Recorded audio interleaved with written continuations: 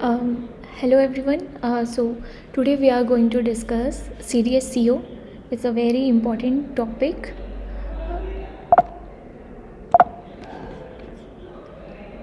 Moving on. So talking about its history, like why we needed the regulatory authorities, what is the story behind this. सो 1940 से पहले 1945 से पहले हमारे India में कोई रेगुलेशंस नहीं थे, कोई रूल्स नहीं थे। कैसे भी ड्रग का इंपोर्ट हो रहा है, मैन्युफैक्चर कैसे भी कोई भी कर रहा है, किसी को कोई लाइसेंस का केयर नहीं है, लाइक कैसे भी डिस्ट्रीब्यूशन कर रहे हैं हम ड्रग्स का। तो उनसे हमें मेजर ड्रॉबैक्स भी हुए और बहुत सारी ऐसी डिजीज़ और साइड इफ़ेक्ट्स फॉलो करे हमने जिस which even led to deaths. So उसके बाद इन रेगुलेटरी अथॉरिटीज़ का आना, सर्टेन रूल्स और रेगुलेशंस का आना इम्पॉर्टेंट हो गया था। तो 1940 drug and cosmetic act 1940 and rules 1945 government of India ने पास किया, जिसमें इन सारी एक्टिविटीज़ को रेगुलेट कैसे करना है वो सारी रिस्पॉन्सिबिलिटीज़ और सारे रूल्स इंट्रोड्यूस करे गए। सो जो भी आप की रेगुलेटरी अथॉरिटीज़ होती हैं वो रिस्पॉन्सिबल होती हैं कि इफ़ेक्टिव ड्रग रेगुलेशन हो, ताकि आपको सेफ़, एफिशिएंट और क्वालिटी ड्रग्स मिल पाएँ, और एज़ वेल एज़ जो एक्यूरेसी है और जो अप्रोप्रिएटनेस है इन्फॉर्मेशन की, कि पब्लिक के पास जो इन्फॉर्मेशन जा रही है वो कितनी एक्यूरेट है और वो कितनी अप्रोप्रिएट है, वो उसकी भी रिस्पॉन्सिबिलिटी जो है रेगुलेटरी बॉडीज़ के ही अंडर आई है। सो हर कंट्री की अपनी खुद की रेगुलेटरी अथॉरिटी होती है जो रूल्स और रेगुलेशंस एनफोर्स करती है और जो कुछ गाइडलाइंस बनाती है, जिसको फॉलो करके ड्रग डेवलपमेंट प्रोसेस होता है, जिसको फॉलो करके लाइसेंसिंग कैसे देनी है, किसको लाइसेंस देना है, किसको नहीं देना, किसको रजिस्ट्रेशंस मिलेंगे, किसको रजिस्ट्रेशंस नहीं मिलेंगे, कौन मैन्युफैक्चरिंग कर सकता है, कि को क्या कंडीशंस है मैन्युफैक्चरिंग के लिए, मार्केटिंग कैसे करनी है, इवन फार्मास्यूटिकल प्रोडक्ट्स की लेबलिंग कैसे करनी है। तो ये सब जो रिस्पॉन्सिबिलिटीज़ हैं ये रेगुलेटरी अथॉरिटीज़ के अंडर आती हैं। मूविंग ऑन, हर कंट्री की अपनी खुद की रेगुलेटरी अथॉरिटी होती है। तो US FDA, United states food and drug administration, ये यूएसए की रेगुलेटरी अथॉरिटी है जो पूरे यूनाइटेड स्टेट्स को हैंडल करती है। सबसे स्ट्रिक्ट कह सकते हैं कि सबसे स्ट्रिक्ट रेगुलेटरी अथॉरिटी है यूएस FDA। उसके बाद यूके की MHRA, TG Australia, therapeutic goods administration, health Canada, Anvisa Brazil, ministry of health, labour and welfare Japan, and CDSCO हमारे इंडिया की central drug standard control organisation. So कुछ regulatory authorities जो हैं वो पूरी कंट्री के लिए इनफ हैं कि एक रेगुलेटरी अथॉरिटी जो है वो पूरे कंट्री के रेगुलेशंस को, ड्यूटीज़ को, रिस्पॉन्सिबिलिटीज़ को हैंडल कर लेती है। लेकिन कुछ कंट्रीज़ में ये रेगुलेटरी अथॉरिटीज़ जो हैं, जो रेगुलेटरी रिस्पॉन्सिबिलिटीज़ हैं, ये दो अथॉरिटीज़ में सब डिवाइडेड हो जाती हैं। फॉर एग्जाम्पल आर इंडिया में, क्योंकि because India is a big country, it has so many states, so हमारी जो रेगुलेटरी रिस्पॉन्सिबिलिटीज़ है वो भी सब डिवाइडेड है सेंट्रलाइज्ड अथॉरिटीज़ में और स्टेट अथॉरिटीज़ में। जो CDSCO है वो सेंट्रलाइज्ड अथॉरिटी का नाम है। इसके नाम में ही देखें अगर आप, तो central drug standard control organisation, क्योंकि ये सेंट्रलाइज्ड अथॉरिटी है। स्टेट अथॉरिटीज़, अगर आपको स्टेट में मैन्युफैक्चरिंग यूनिट लगानी है तो आपको स्टेट अथॉरिटीज़ के पास जाना होगा। अगर आपको क्लिनिकल ट्रायल्स करने हैं तो आपको CDSCO के पास जाना होगा। तो ऐसे रिस्पॉन्सिबिलिटीज़ डिवाइडेड हैं। तो स्टेट अथॉरिटीज़ को स्टेट लाइसेंसिंग अथॉरिटीज़ भी कहते हैं। Moving on, CDSCO central drug standard control organisation, इनके हेड कौन है? DCGI is drug controller general of India. जितनी भी रिस्पॉन्सिबिलिटीज़ हैं वो कौन परफॉर्म करवाएंगे? DCGI परफॉर्म करवाएंगे। वो सारे फंक्शंस जो ड्रग एंड कॉस्मेटिक एक्ट में लिखे जा चुके हैं, मैंशनड हैं। और ये किसके अंडर काम करती है? CDSCO, मतलब किसको फर्दर रिपोर्ट करेगी? It works under director general of health services. ये ministry of health and welfare government of India के अंडर आता है हमारा CDSCO। मतलब ये फर्दर सब कुछ जो है रिपोर्ट करेगा ministry of health and family welfare government of India को। Moving on, DCGI drug controller general of India, यही वो अथॉरिटी होती है जो आपको परमिशन देगी कि क्लिनिकल ट्रायल्स करवा सकते हैं आप, नहीं करवा सकते। यही आपके जो न्यू ड्रग्स आए हैं उनकी टेस्टिंग अपनी खुद की सेंट्रल लेबोरेटरीज़ में करवाएगी। आप कहाँ पर इंपोर्ट कर सकते हैं, कहाँ इंपोर्ट नहीं कर सकते, आपको लाइसेंस मिलेगा इंपोर्ट का, नहीं मिलेगा पर्टिकुलर कुछ ड्रग्स का। तो ऐसी रिस्पॉन्सिबिलिटीज़ जो है मेजर, इवन फंड्स देने हैं क्लिनिकल ट्रायल्स के लिए, ऐसी भी कुछ रिस्पॉन्सिबिलिटीज़ हैं जो ये रेगुलेटरी बॉडीज़ हैंडल करती है। तो DCGI आपको परमिशन देती है कि आप क्लिनिकल ट्रायल्स करवा सकते हो या नहीं करवा सकते, पर्टिकुलर ड्रग का इंपोर्ट आप कर सकते हो या नहीं कर सकते, जो मेजर रिस्पॉन्सिबिलिटीज़ आ जाती हैं। तो DCGI drug controller general of India हमारे हैं डॉक्टर राजीव सिंह रघुवंशी। ये रिसेंटली बने हैं और इनसे पहले थे डॉक्टर विजय सोमानी। तो ये क्वेश्चन एक्सपेक्टेड क्वेश्चन है कि पूछा जा सकता है कंफ्यूज करने के लिए कि who is the current DCGI of India, right. तो हो सकता है कुछ लोग सोमानी पर टिक करें, सोमानी को सही आंसर बताएं, बट डॉक्टर राजीव सिंह रघुवंशी जो हैं वो हमारे रिसेंटली न्यू DCGI अपॉइंट हुए हैं। तो हम अगर हमारे पास क्वेश्चन आता है तो हमें वहाँ पर पुराने डेटा के अकॉर्डिंग आंसर्स नहीं देने हैं। Minister of state of health and family welfare, हमारे जो करंट मिनिस्टर हैं हेल्थ एंड फैमिली वेलफेयर के, वो हैं डॉक्टर भारती प्रवीण पवार। मतलब अगर DCGI फर्दर रिपोर्ट्स करेंगे, डॉक्टर राजीव सिंह रघुवंशी किनको रिपोर्ट करेंगे, वो डॉक्टर भारती प्रवीण पवार को रिपोर्ट करेंगे। Next, it's a very very important question because बहुत बार रिपीटेडली आ चुका है। CDSCO हेडक्वार्टर्स कहाँ है? It's in new Delhi, FDA भवन न्यू दिल्ली में है और नाम है हेडक्वार्टर का FDA भवन। ये ऑर्गेनाइजेशनल स्ट्रक्चर है, मतलब CDSCO का क्या स्ट्रक्चर है, कौन सी रिस्पॉन्सिबिलिटीज़ कहाँ सब डिवाइडेड है, कितनी ऑफिसेज हैं, इन सब के बारे में। तो सबसे ऊपर है drug controller general of India doctor Rajeev Singh Raghuvanshi. अब ये जो डेटा है, ये जो स्ट्रक्चर है, आपको बुक्स में अलग मिलेगा, क्योंकि books as we all know books पहले लिखी जा चुकी हैं। अब जब वो उनका नया एडिशन आएगा रिवाइज होके, तो उसमें करंट इन्फॉर्मेशन आपको दी जाएगी। सो अगर आप बुक से इस चार्ट को, इस स्ट्रक्चर को मैच करेंगे तो एग्जैक्ट मैच नहीं होगा, क्योंकि ये जो है करंट जो स्ट्रक्चर है हमारा CDSCO की साइट से, ये वहाँ से लिया गया है। तो अगर आप इसी को फॉलो करें तो इट वुड बी बेटर। तो हेडक्वार्टर है न्यू दिल्ली। इनके ऑफिसेज क्या क्या होते हैं स्ट्रक्चर में? जोनल ऑफिसेज, सब zonal offices, port, airport offices and laboratories. ये मेन स्ट्रक्चर है CDSCO का कि जोनल ऑफिसेज हैं, 6 जोनल ऑफिसेज हैं हमारे, हर जोन का north zone, south zone, east, west zone. तो नॉर्थ जोन में है गाज़ियाबाद, साउथ में है चेन्नई, वेस्ट जोन में है मुंबई, ईस्ट जोन में कोलकाता को जोनल ऑफिस बनाया है।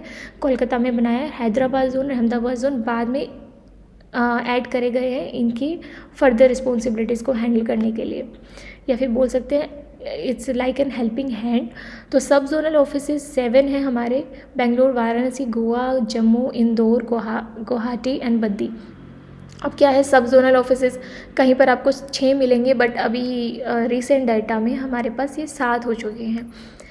पोर्ट, एयरपोर्ट ऑफिसेज कि भाई आप जो इंपोर्ट कर रहे हो ड्रग्स, या ड्रग्स की जो एक्सपोर्ट हो रही है वो किस पोर्ट से हो रही है, क्या वो बाय सी आ रही है ड्रग या बाय एयर आ रही है, तो वहाँ पे भी ऑफिसेज बने हैं ऑब्वियसली। तो वो 13 हैं, बुक्स में आपको 11 मिलेंगे, तो करंट डेटा में they are 13। Ahmedabad Chennai port, Chennai airport, Bangalore, Hyderabad, Goa, Kochi, Delhi, Kolkata port, Kolkata air cargo, Mumbai air cargo, Mumbai Nhava Sheva, Nhava शेवा इज़ अ सी पोर्ट, आप सी पोर्ट बोल सकते हैं, मुंबई नावा शेवा उसका नाम है, मुंबई कस्टम हाउस। लेबोरेटरीज़ हमारी 7 ही है, और सबसे इम्पॉर्टेंट लेबोरेटरी हमारी है कोलकाता। कोलकाता लेबोरेटरी को बहुत एग्ज़ाम्स में रिपीटेडली पूछा गया है, 2022 के GPAT में भी आया था। तो central drug laboratory Kolkata, central drug testing laboratory Mumbai, regional drug testing laboratory Guwahati, regional drug testing laboratory Chandigarh, central drug laboratory Kasauli, central drug testing laboratory Hyderabad and Chennai, veterinary research institute Izzatnagar, national institute of biologics Noida and IPC Ghaziabad. So further एक बात और जो हमें इसमें remind रखनी है, zonal offices के head कौन है, कौन जोनल ऑफिसेज को हैंडल करते हैं? Deputy drug controller general, deputy drug controller of India, और सब जोनल के assistant drug controller of India.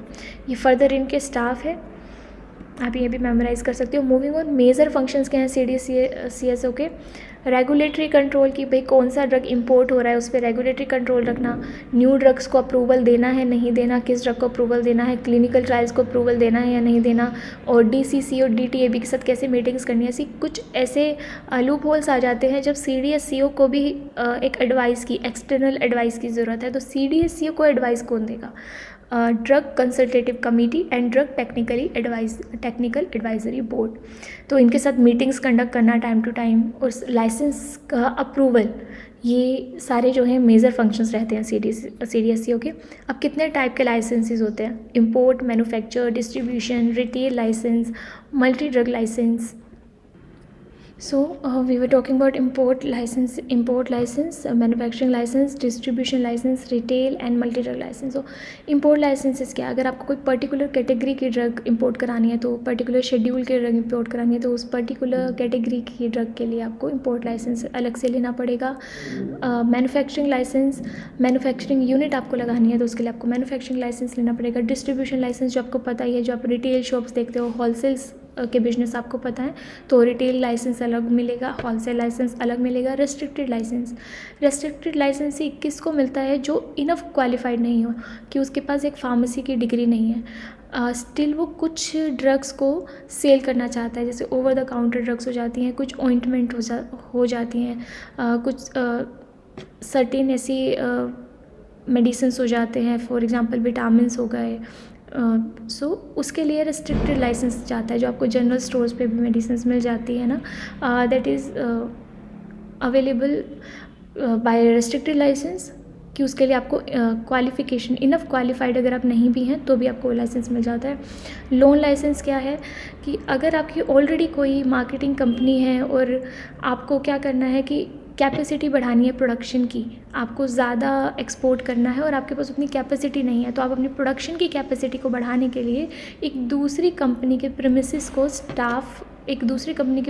को यूज़ करते हैं, दूसरी कंपनी के स्टाफ को यूज़ करते हैं, और लोन लाइसेंस पर अपना जो आपके प्रोडक्ट्स हैं वो दूसरी कंपनी में मैन्युफैक्चर करवाते हैं और उन पर नाम आपकी मार्केटिंग कंपनी का चला जाता है। तो ये मेनली मल्टीनेशनल कंपनीज़ यूज़ करती हैं लोन लाइसेंस।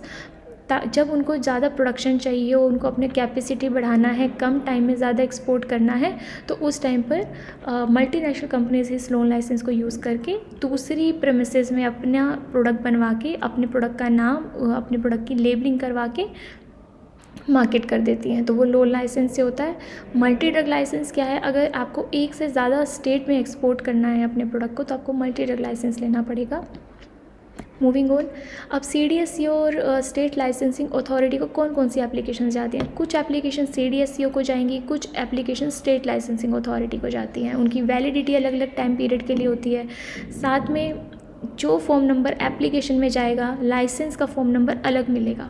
तो आपको ये ध्यान में रखना है कि आपसे पूछा गया क्वेश्चन जो है, आपसे जो MCQ पूछे गए हैं, उसमें एप्लीकेशन फॉर्म नंबर पूछा है या लाइसेंस फॉर्म नंबर पूछा है, क्योंकि ये कन्फ्यूजिंग होता है कि अगर एप्लीकेशन फॉर्म नंबर 1 है तो आपका लाइसेंस फॉर्म नंबर 2 होगा। ठीक है, तो ये बहुत नियर अबाउट वैल्यूज़ होती हैं, तो ध्यान से देखना है कि एप्लीकेशन फॉर्म नंबर पूछा है या फिर लाइसेंस फॉर्म नंबर पूछा है। For example, import of drug for the purpose of examination, test और एनालिसिस। अगर आपको किसी पर्टिकुलर ड्रग का टेस्ट करना है, उस पर एनालिसिस करना है, एग्जामिनेशन करना है, तो आपको एप्लीकेशन देना होगा फॉर्म नंबर 12 में, आपको लाइसेंस मिलेगा फॉर्म नंबर 11 में, और आपको ये CDSCO को एप्लीकेशन फ़ाइल करनी पड़ेगी ये, और वो आपको वैलिडिटी देगी 1 ईयर एंड 45 डेज़ के लिए, कि 1 साल 45 दिनों तक आप उस पर्टिकुलर ड्रग को इंपोर्ट करके उसके ऊपर टेस्ट कंडक्ट कर सकते हैं। सेम अगर आपको NOC चाहिए ड्रग कि आप उस पर्टिकुलर ड्रग को मैन्युफैक्चर करके फिर उसके ऊपर टेस्ट एनालिसिस परफॉर्म करें, तो फॉर्म नंबर 29 में एप्लीकेशन जाएगी, फिर वो आपको लाइसेंस के फॉर्म में नो ऑब्जेक्शन सर्टिफिकेट देंगे, ये भी फाइल करेंगे आप CDSCO को। 60 डेज़ के लिए आपको ये NOC मिल जाएगी। Manufacture for the purpose of examination, कि आपने एग्जामिनेशन किया, एग्जामिनेशन, टेस्ट और एनालिसिस के लिए मैन्युफैक्चर किया, तो वही फॉर्म 30, 29 ये स्टेट लाइसेंसिंग अथॉरिटी को भी जा सकता है। सेम इंपोर्ट, अगर आपको एक न्यू ड्रग इंपोर्ट करनी है, वो ड्रग प्रोडक्ट भी हो सकता है कि आप as it is product import कर रहे हैं किसी और कंट्री से, या एक न्यू ड्रग सब्सटेंस इंपोर्ट कर रहे हैं, प्रोडक्ट आप खुद मैन्युफैक्चर कर लेंगे उसका यूज़ करके, तो उस टाइम पर फॉर्म नंबर 44 जाएगा और आपको लाइसेंस फॉर्म 45 या 45A में मिलेगा। अगर ड्रग प्रोडक्ट के लिए आपने लिया है तो फॉर्म 45 में लाइसेंस मिलेगा, ड्रग सब्सटेंस के लिए आपने लिया है तो फॉर्म 45 ए में मिलेगा। ये भी CDSCO को जाता है 180 डेज़ की वैलिडिटी के साथ। मैन्युफैक्चर करना है सेम, फॉर्म 44 लगाओगे आप, 46 मिलेगा अगर प्रोडक्ट है और 46A मिलेगा अगर सब्सटेंस है। CDSCO को ही लगाओगे 180 डेज़ के लिए। नेक्स्ट, अगर क्लिनिकल ट्रायल्स आपको परफॉर्म करवाने हैं तो वो भी फॉर्म 44 में एप्लीकेशन जाएगी, उसमें आपको लाइसेंस NOC में मिलेगा। CDSCO को ही जाएगी, 180 डेज़ के अंदर आप क्लिनिकल ट्रायल्स परफॉर्म करना स्टार्ट करवा देंगे। रजिस्ट्रेशन सर्टिफिकेट चाहिए कि एक ड्रग है फॉर एग्जांपल, वो आपको बार बार इंपोर्ट करवानी पड़ेगी दूसरी कंट्री से, तो उसके लिए आप रजिस्ट्रेशन नंबर ले लेंगे। रजिस्ट्रेशन नंबर से क्या फ़ायदा होगा हमें कि बार बार हमें एप्लीकेशन नहीं लगानी पड़ेगी। उस रजिस्ट्रेशन नंबर की 3 साल की वैलिडिटी रहेगी, तो 3 साल के लिए आपने उस प्रोडक्ट को रजिस्टर करवा लिया। अब 3 साल तक आप कितनी बार भी इंपोर्ट करवाएं, हमें बार बार एप्लीकेशन नहीं लगवानी पड़ेगी, हमें 3 साल की वैलिडिटी मिल गई। तो आपको रजिस्ट्रेशन नंबर चाहिए, आपको रजिस्ट्रेशन सर्टिफिकेट चाहिए, तो फॉर्म 40 में लगाएंगे और आपको लाइसेंस 41 में मिलेगा। CDSCO को ही लगाएंगे 3 साल 45 दिन के लिए, आपकी वैलिडिटी हो जाएगी। इंपोर्ट लाइसेंस चाहिए for drugs of commercial use, जो ड्रग्स कमर्शियल यूज़ में आती हैं उनके लिए इंपोर्ट लाइसेंस चाहिए, तो फॉर्म 8 में एप्लीकेशन जाएगी और आपको लाइसेंस फॉर्म 10 में मिलता है। CDSCO को ही जाएगी सेम फॉर 3 ईयर्स की वैलिडिटी 45 डेज़ के साथ। मैन्युफैक्चर करनी है आपको ड्रग्स जिसकी आप खुद सेल करना चाहें और खुद ही डिस्ट्रीब्यूट करें, तो फॉर्म 24 में जाएगा और आपको लाइसेंस 25 मिलेगा कि आप वो particular drug first time manufacture करवा रहे हैं, तो फॉर्म 25, और वो ड्रग आप पहले मैन्युफैक्चर करवा चुके हैं, डिस्ट्रीब्यूट करवा चुके हैं, वो बस दोबारा प्रोडक्शन आप स्टार्ट कर रहे हैं अपनी मैन्युफैक्चरिंग यूनिट में, तो आपको रीन्यूअल करवाना होगा, तो फॉर्म 26 में रीन्यूअल हो जाएगा। ये जाएगी स्टेट लाइसेंसिंग अथॉरिटी को। 5 ईयर्स की आपकी वैलिडिटी होगी 30 डेज़ के साथ। अगर हमें मैन्युफैक्चर करवानी है ड्रग्स जो शेड्यूल C और C1 में है, शेड्यूल C और C1 में जो बायोलॉजिक्स आते हैं, सीरा आ गया और वैक्सीन्स आ गए लाइक दैट, तो C1 है, और जो शेड्यूल X में नहीं है उन ड्रग्स के लिए 27 में फॉर्म जाता है और लाइसेंस 28 और 26 में मिलेगा 5 ईयर्स 30 डेज़ की वैलिडिटी के साथ। अगर आपको लार्ज वॉल्यूम पेरेंटल्स करवाने हैं, बस वो शेड्यूल X में नहीं मेंशन्ड हो, ऐसी अगर ड्रग्स करवानी है तो 27D में आप एप्लीकेशन करवाएंगे और आपको लाइसेंस 28D में मिलेगा 5 साल 60 दिनों के साथ। अगर लोन लाइसेंस में मैन्युफैक्चर करवाना है, बस ऐसी ड्रग जो C1 और X में नहीं हो, तो लोन लाइसेंस की मैन्युफैक्चरिंग के लिए 24A में एप्लीकेशन जाएगी और लाइसेंस आपको 25A और 26A में मिलेगा। कंसर्न SLA का मतलब है आपकी जो स्टेट है अपनी स्टेट की लाइसेंसिंग अथॉरिटी को आप फाइल कर देंगे 5 साल 30 डेज़ की वैलिडिटी के साथ। सेल लाइसेंस चाहिए फॉर्म 19 में, लाइसेंस मिल जाएगा 20 और 20B में। सेल लाइसेंस चाहिए जो शेड्यूल X में स्पेसिफाइड है लेकिन C और C1 में नहीं है, तो 19C लाइसेंस मिल जाएगा 20F रिटेल के लिए, 20G होलसेल के लिए। मूविंग ऑन, MCQ कर लेते हैं। हेडक्वार्टर CDSCO का as I have already told you कि बहुत बार आया है ये क्वेश्चन, तो न्यू दिल्ली में है। Which one is not the zonal office, उसके लिए आपको जब वो टेबल याद हो जाएगा तो ये सब आपको याद मेमोराइज रहेंगे कि जोनल ऑफिस कहाँ है और कितने हैं। तो जोनल ऑफिस कोलकाता में भी है, मुंबई में भी है, चेन्नई में भी है, बेंगलोर में नहीं है। सब जोनल गोवा में भी है, इंदौर में भी है, वाराणसी में भी है, so all of the above. Central drug laboratory सी हमारी कसोली में भी है और कोलकाता में भी है, so both A and B। Dash is the regulatory authority of India, CDSCO. For license granted to sell by retail drugs specified in C1 drugs, form number requires 21B. Grant of license to manufacture drug, एक नई drug आपको manufacture करानी है तो उसके लिए आपको 25 में ग्रांट मिलेगा। Biologics are tested, national institute of biologics Noida में है, तो उसके अकॉर्डिंग यहाँ पर हमारा करेक्ट आंसर जाता है दिल्ली। IPC कहाँ है, सबको पता है, फार्माकोपिया कमीशन, बट बहुत बार क्वेश्चन आ चुका है ये कि IPC कहाँ लोकेटेड है, हमारे नॉर्थ जोन गाज़ियाबाद में। जोनल ऑफिस के हेड कौन होते हैं, मैंने आपको बताया है। जोनल ऑफिस के deputy drug controller of India होते हैं, सब जोनल के assistant drug controller of India होते हैं। So zonal office are headed by deputy drug controller of India. Permission to undertake clinical trials application form number 44 form number आपको लगाना पड़ेगा, तभी आपको परमिशन मिलेगी, और एप्लीकेशन नंबर आपको फॉर्म 44 में लगाना पड़ेगा, और आपको परमिशन जो है लाइसेंस, वो है लाइसेंस NOC मिलता है इसमें, बट हमसे एप्लीकेशन पूछा है तो form 44। So I hope you like the video, all the best.